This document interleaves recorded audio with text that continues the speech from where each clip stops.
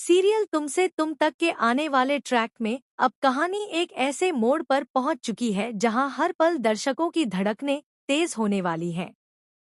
लंबे समय से भीतर ही भीतर दबी आर्यवर्धन की भावनाएं अब बाहर आने के लिए तड़प रही हैं, और दूसरी तरफ अन्नू का मन भी उलझनों, सवालों और अनकहे एहसासों के बीच फंसता हुआ दिखाई देता है।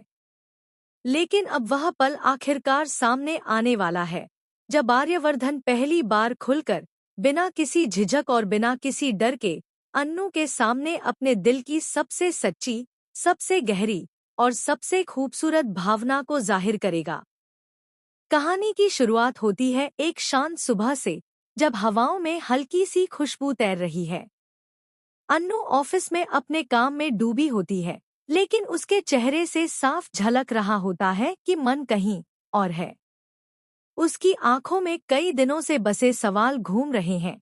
आखिर आर्यवर्धन क्या सोचता है? क्यों कभी करीब आता है तो कभी अचानक दूरी बना लेता है?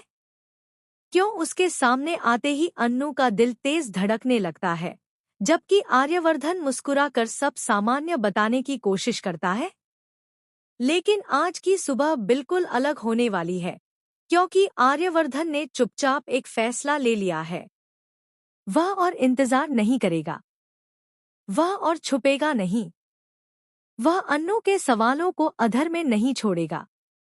उसने अपने दिल की बात कहने का रास्ता चुन लिया है, एक बेहद नरम, बेहद खूबसूरत और बेहद दिल छू लेने वाले अंदाज में।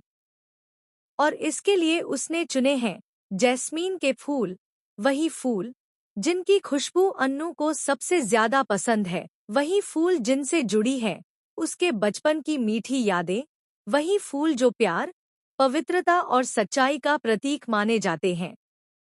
आर्यवर्धन जब उन सफेद, नाजुक और महकते जैस्मीन के फूलों को हाथ में लेकर कमरे में प्रवेश करता है, तो उसके चेहरे पर एक अजीब सी गंभीरता और कोमलता दोनों साथ दिखाई देती हैं। यह वही आर्यवर्धन नहीं है जिसे अन्नू हर दिन देखती है, कड़क, शांत, जिम्मेदार और हर बात को दिल में छुपा लेने वाला। आज वह एक इंसान नहीं, बल्कि एक प्रेमी की तरह लग रहा है, जो अपनी भावनाओं को शब्दों में ढालने के लिए कई दिनों से संघर्ष कर रहा था। जैसे ही वह धीरे से अन्नू की ओर बढ़ता है, कमरे का माहौल अचानक बदल जाता है। हवा में हल्की सी घबराहट, हल्का सा रोमांच और एक अनोखी खामोशी फैल जाती है। अन्नू चौंक